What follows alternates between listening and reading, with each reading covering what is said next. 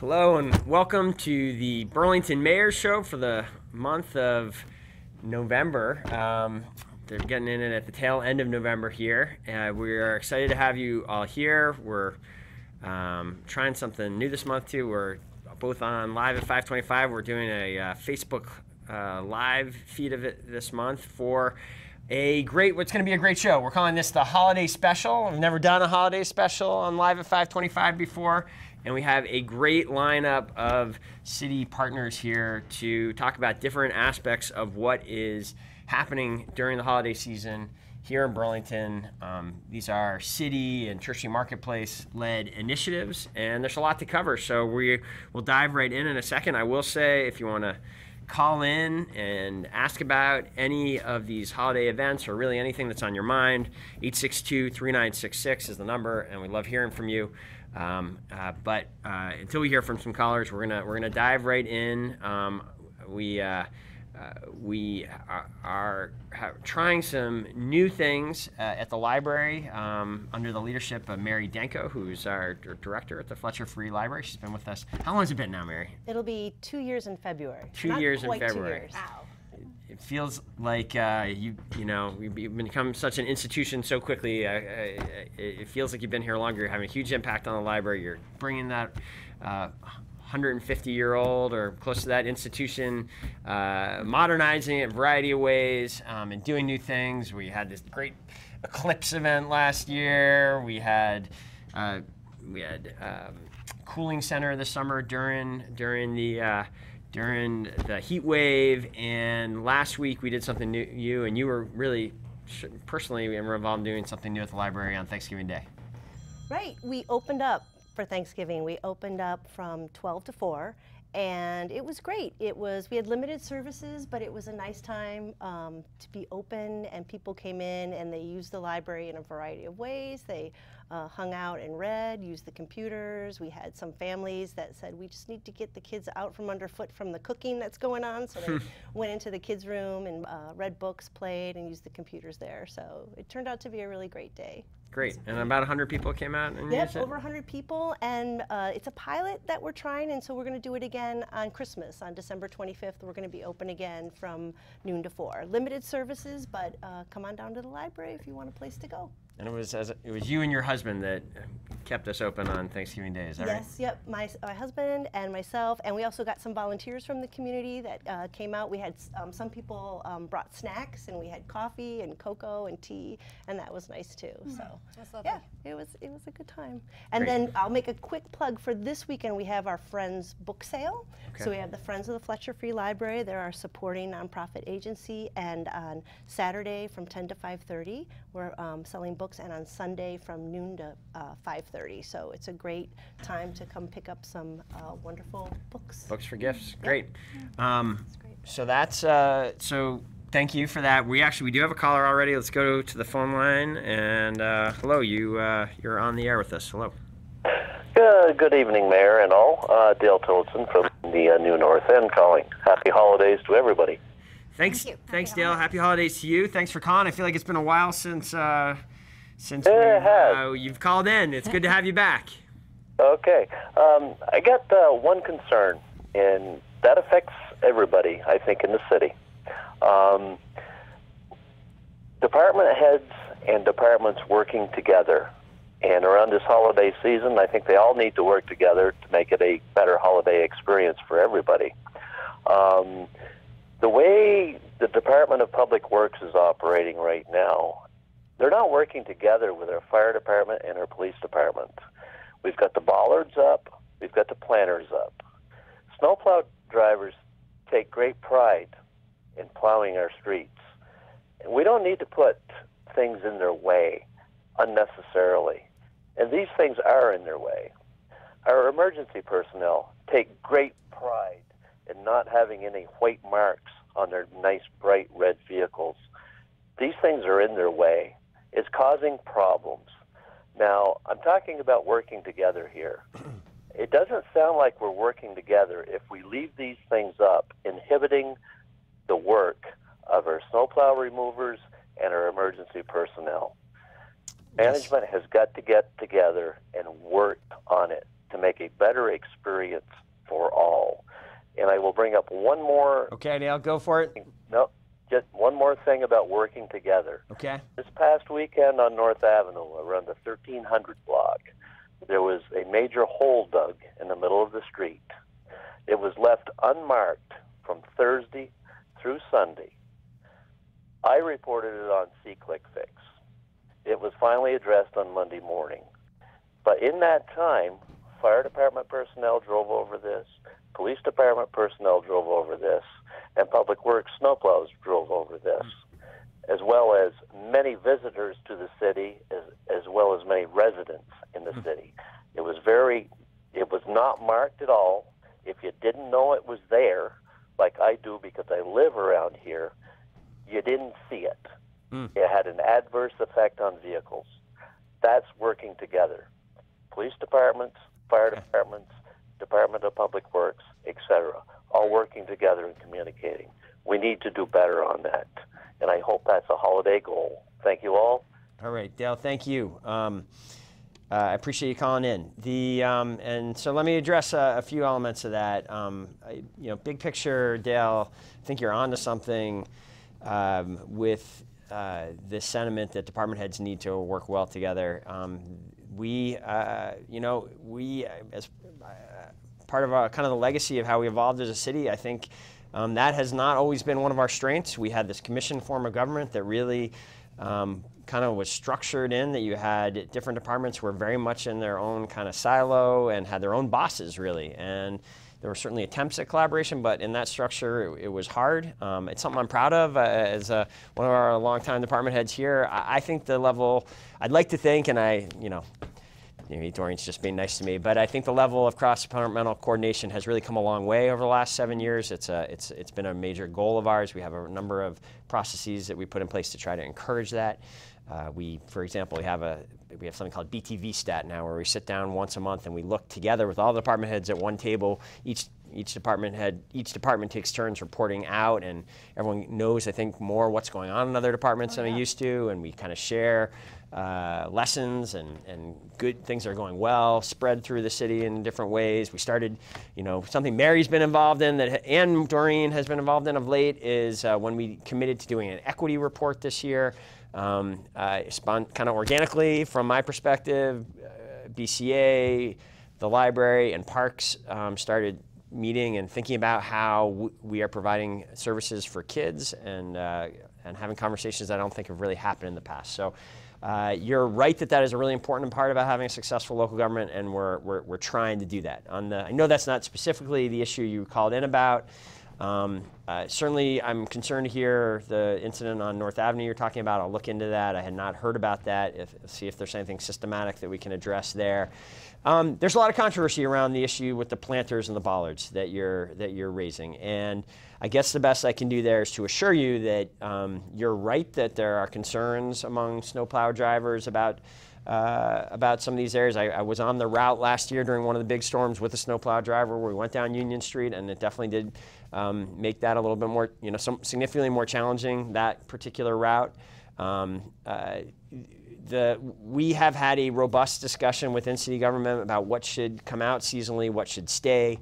The quick build items are built so that they can be removed, and many of them, a number of them are during the winter months. Some of these planters are being moved out of there where we think there's really problematic obstacles to snow plowing. In other areas, a decision has been made to leave it for at least this season. We're experimenting with new areas here. We may make different choices in the future. We are taking input from the snowplow drivers and certainly the fire department in how all this is done. But it's not easy. There are competing demands, competing interests being kind of sorted out here, and we try to do that the best we can and do it in a way that can't please everybody, but hopefully tries to get the balance right. So with that, we're going to go back to the kind of holiday special here. And so we talked about what happened on Thanksgiving at the library and what's going to happen in this coming weekend and on Christmas and in the weeks ahead with another one of these sort of special openings. Jenny, can you talk about what's happening right now in the downtown on the marketplace in terms of holiday promotions? Yeah, well, the day after Thanksgiving, we had our big holiday kickoff. So the tree has officially been lit. Santa is officially in town for the season. So it's really kicking off holiday shopping, celebrating this season with your family, with your friends. We're trying to make everything really accessible downtown so that people can come enjoy themselves and celebrate, you know, what it's all about. We have free holiday activities every weekend, free for families to enjoy. Miniature train rides, Santa's reindeer come. That's my favorite. Yes. Cute. The Santa 5K is this weekend. There really is something going on all the time from now leading to Christmas. And additionally, part of the holiday kickoff weekend was Black Friday sales, but also Small Business Saturday, which is such an important day for local merchants and to really get the message out there about the importance of shopping locally, to emphasize how many local stores we have downtown. 75% of businesses on Church Street are local, which people don't often realize, but most of them are owned by people that live here, and that that really helps make Church Street what it is. Yeah, it's very unique. Yes, you will find so many unique local gifts that you can't find online. So so that's really part of what makes Church Street so special. Excellent. It was exciting. Thank you for organizing that sort of press conference to kick off this announce the Small Business Saturday event. It was exciting to be a part of that and check out some of those local shops. I think they're, you know, I think central thing we want to make sure we're communicating clearly this year is that Burlington is open for business. Yes, there's some construction going on in the downtown, but there's plenty of parking within 2-3 blocks of Church Street. There are hundreds and hundreds of available spaces, even at the busiest times. We are running more. You know, we have the biggest parking promotion that we've really ever had, or anytime recently, in terms of extended free parking opportunities, either in the garages or through the app. Yes. And so, if someone tells you they're not going down to Burlington to shop because they're worried about parking, tell them not to worry. If this is Tell them to call the mayor. That's right. And find them a space. So, And I love being able to shop and then having good food in between the Yes. shopping, so you can rejuvenate and do more shopping. Yeah, and you can go read a book or go look at some art and really break up the whole experience. Yes. There's lots of different kinds of activities, I think, in our downtown, which I think is what it makes it a unique shopping experience. Yes. Yes, we're so grateful to DPW for partnering with us on 4 hours there's free. a good cross-departmental collaboration effort there, huh? Yes, they have been remarkable to work with. 4 hours of free parking in the Lakeview Garage, which is next to Hotel Vermont, and the College Street Garage, which is next to the Hilton. So really, it's huge. That's double the free parking. Thank you for pointing out those locations, because that's something that a surprising number of people, even people that live in the area, I think don't understand fully about the Burlington downtown. It is true that once in a while the Marketplace Garage, that garage does fill up. Yes, it does. However, if you just go to the west side of Church Street, barely farther away, there are multiple city-owned garages that always have dozens and dozens, if not hundreds, of empty spaces. And so we've tried to, we've done various things with wayfinding and we actually have ambassadors out during this holiday season to try to direct people in person towards those other garages once the Marketplace Garage is full. But we need people to get the word out in other ways as well. Those other garages are just 2 blocks from Church Street. So, you know, it's really not that much farther. It's just getting there. And Good exercise. yeah, and if you park on the Cherry Street side and then you walk up Cherry Street, you can see the beautiful new mural that's on Outdoor Gear Exchange. So if you haven't walked up Cherry Street, then you haven't seen it yet. So Get your picture taken in front of the Love mural. right. Yep. Yes. Two gorgeous murals on Cherry Street. So. How do people, Jenny, you got a great social media operation. If people want to kind of pay attention to events as they unfold on the marketplace, how do they do that? Yes, we have all of our events listed on our Facebook page, Church Street Marketplace. We also have all of our information on our Instagram at Church Street Marketplace. We post information about parking, about events, about all of the stores. We're going to be posting a lot of gift ideas that you can find locally. So there will be a lot of holiday content. And we also use it to engage. You know, I love seeing the pictures that people post and they tag Church Street, or, you know, they are taking selfies in front of the tree with their friends. And so we always like to engage with people and see them having a great time. It's a really outstanding social media, Instagram feed and Facebook page for people who do that kind of thing. Great. So that is, you know, we are taping this show, or some of you are watching it live here on November 29th, just as we are kind of underway with the holiday season, and these promotions and the opportunities are going to go all the way through Christmas, of course. Something that is going to happen at the end of the holiday season as we start the new year. Doreen Kraft from Burlington City Arts, longtime director of Burlington City Arts, is here to talk about this exciting event that is also, we want people to know Burlington is open in the way it has always been, and in even improved ways on New Year's Eve as well, with what we're calling Highlight. We are throwing out that red carpet to our community members and to visitors and family members from around the world. And Highlight will be the new New Year's Eve celebration. It will feel distinctively different, but it'll also have some very familiar parts. So some of the old-time favorites, what we call the traditions that became beloved by this community, we're continuing. We're creating a larger parade, but very much having the things that people love. And there's going to be lantern making in the schools and community centers in the month leading up to first night. And so we're hoping we're going to have 800 children and families walking in the parade carrying their handmade lanterns. And we've got some wonderful new events, like the fireworks are going to be at 8 o'clock in the evening as opposed to having two sets. So we're going to have one larger set and hope families will stay downtown. And to do that, we're going to have an enormous bonfire down on the waterfront, and Cirque du Fuego, beautiful magical fire acts, and events inside of Echo throughout the day, and then turning into a dance hall at night.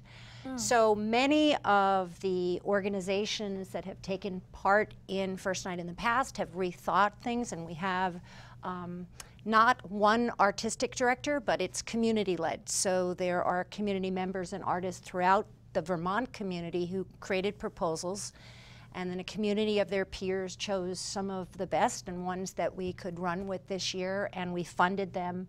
And they're creating events throughout Burlington. And I think that's really important too. There is a tremendous focus on the downtown because of the energy there, but it will emanate out into all of the neighborhoods, into the north and the south, and throughout the evening. So you can go with your family, park one place, but you'll be able to take public transportation very easily to get to other parts of the city. And in the years to come, we hope to expand that. This is an experimental year. You know, people got to like ride the train, and know there's going to be a few surprises, and be with us in this. But I think it's going to be just a thrilling evening. There's going to be some tremendous talent, some artistry and artists that people adore. Anais Mitchell won Phone Ringing Off the Hook today. I don't know what got out, but yeah, people, can I volunteer and come to the show? I want to see her. Can I? So we're excited about that. But there's also like very accessible events that are about making art or coming to the library. Mary, talk about a few things happening at the library. So yeah, we've always kind of been a nice space for first night, and we're excited to continue that with Highlight. We've got from 1 to 4 p.m. Young Tradition Vermont is going to be programming, and we're going to have an instrument petting zoo. They're going to do some cool things throughout the day, and then from 4 to 5 we've got the Giant Family Drum Circle that's going to be there, a drum circle in the library. I mean, you got to love that, right? Up in our children's area at 11:30 we're going to do a noon Year's Eve stories and snacks. So the little ones can come and do a countdown at noon instead of midnight, which will be fun. We've got some light up the year with Lego creations. We've got some special light up Legos that we have. For the teens, we're doing LED wearable circuits. So I just love this theme about light. It's been a great theme for us to pick up on and run with. Yeah, very definitely. Yeah, so I think there is something for everyone, and we're going to help people sort of like concierge service to be able to plan so that you can think about how you might, as a family, enjoy the event. Or really, how are we going to do that? Well, we're going to do it through social media. We're going to do it on the website. We're going to put some what a day could look like and what you could follow. What's a great idea for a family who has young children? This would be fabulous for teens. When you should take your children home quickly, find the babysitter and come back out and dance. And, you know, so that there really is literally a multi-generational event happening throughout the 13 hours of first night. Wow. Excuse me, of Highlight. Highlight. It's a great website, by the way. It's really filling up, and it's very easy to navigate. Great, great, I'm glad. Yeah. So I think people with first night were used to buying buttons to get into the shows. What are they going to buy? We're going to have a new system this year. We'll have these pink bracelets. I got mine today. All right. And very good. Did you buy one for the whole family? I will, and it will be surprisingly affordable when I do. Yeah. The prices are, you know, this is, as you've said, sort of an experimentation year, and the pricing in some sense is also an experiment. We've reduced the cost for this substantially. Adults will be able to buy their bracelets for $10, and kids it's only $5. So kids up to what, 12 or what 13. Is the 13? So you can take a family of 4 out for $30, if I'm doing the math right. That's pretty. It's not many other events like that. And if that isn't affordable, we always have a policy of we will subsidize our entire community, and we're setting up that fund now. In fact, after we had a luncheon today, and we invited a number of people to come to help us support this, because we're still fundraising. So if anybody wants to ring the phone and dial in and become an underwriter supporter tonight, that would be lovely. But someone who was at our little gathering today called and said, I'd really like to help create a fund so that you do have the ability to subsidize no matter who calls and needs tickets to come to this event. And I think that's really important. And we'll be reaching out to all of the senior centers and all of the youth centers and letting people know both of these events and the activities, as well as the access to low cost or funded tickets. So, yeah. It's been a community event in that way as well, and that certainly the city is contributing some funding to this effort, but there are a long and growing list of community partners who are chipping in as well to try to preserve what I think has become a great Burlington tradition. I think First Night had a tremendous run here in Burlington. It has been called the longest running independent First Night in the world. 35 years. Yeah. And I think over that time we really got we had a real treat as a community to be able to come out consistently on New Year's Eve and have just a wonderful range of opportunities. We thought it was really important that continue, and we're working hard to try this and modernize this event, bring out a new version of it. And we very much appreciate the large number of community partners who are helping us do that.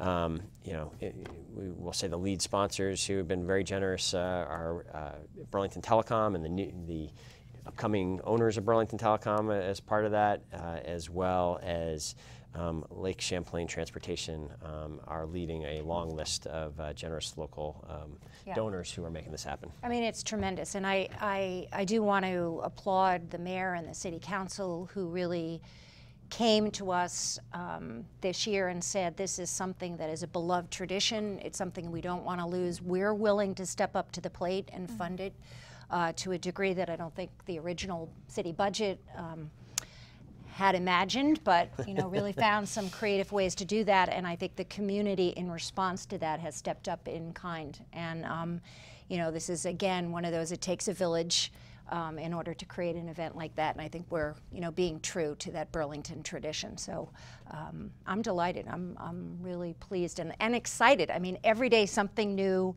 gets added. On Friday we're going to be announcing 5 new events as a part of this.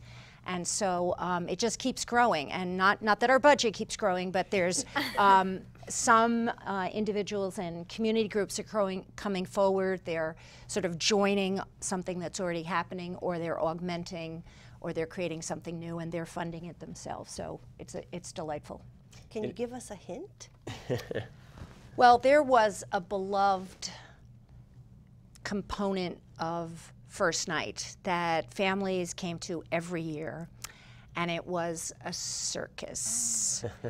And it was something that became very difficult to fund, and we weren't sure that we'd be able to bring them back. But we've found a way to reimagine, reinvent that circus, and to offer it in a number of different ways to the community.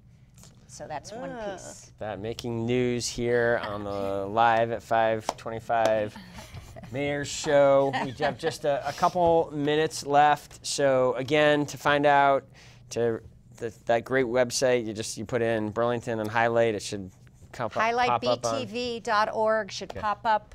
It's very easy to get around, figure out. And how many venues are we going to have, do you think, in the end? Well, I keep saying there aren't as many venues, but there almost are. There's about 19 venues throughout the community. And they range from how far? The farthest south is? The farthest south would be mid-block Pine Street near Conant, and the St. Joe's in the Old North End. Great. Those are sort of the two extremes. And you say people can get around on mass transit, we're going to have, is it going to be full GMT buses, or what's? Yeah. Okay, yeah. Great. And that will be part of the schedule will be there, but we're going to just try to run them continuously and specifically targeted towards the hours of the day where the largest number of people might be traveling to those parts of town. Great. All right, well, we are almost out of time. Thank you to the three of you for coming on the show, taking your evening to talk about this. More importantly, thank you for the huge efforts that are happening in these 3 different parts of the city to make this holiday season special and vibrant here in Burlington. Thank you to Dale for calling in earlier. We look forward to hearing from others of you next month. We do this, we try to do this once a month. The Mayor's Show will be back in December, and we have a lot going on in city government. As we kind of march towards now, we get through the holidays, and then we start turning our attention to town meeting day. We know it's going to be a busy one this year. We have a number of charter changes that we're working through with the city council right now that voters will get a chance to weigh in on. So we hope you'll tune in December and the months to come on the Mayor's Show, and we may have some of you. I'm sure we'll have some of you back sometime soon. Thank you all. Have a great holidays.